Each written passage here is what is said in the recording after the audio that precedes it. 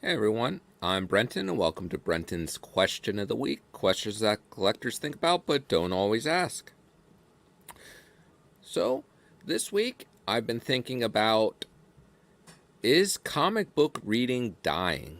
And I know that there's a lot of collectors that buy comic book related characters in their comic forms that don't actually read comic books. Whether even if they go back and read old stories, whether they just read the current stuff.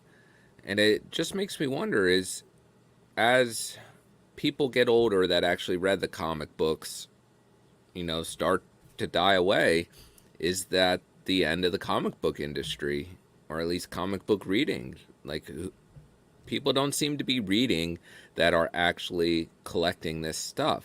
I mean, there's some that read and know a lot of the backstories about the characters that they're reading and those representations that they have of those characters, whether it's the stories they came from, anything like that, whether it's just a cover that was a variant cover.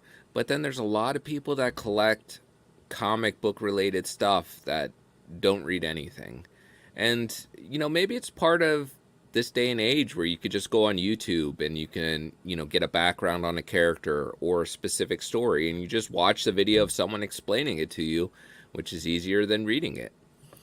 But, it kind of disappoints me a little bit because I think there is something special to reading it and really getting invested in the character. So it's just this idea of, investing in that character, putting in extra work, that you don't have to do. You're investing your own time. Everyone is busy, but I think there's something special about investing in a character. And then it means so much more to you when you have that representation of that character. So thank you everyone for watching. Please feel free to answer in the comments and come back next week to hear what other collectors had to say and for another hard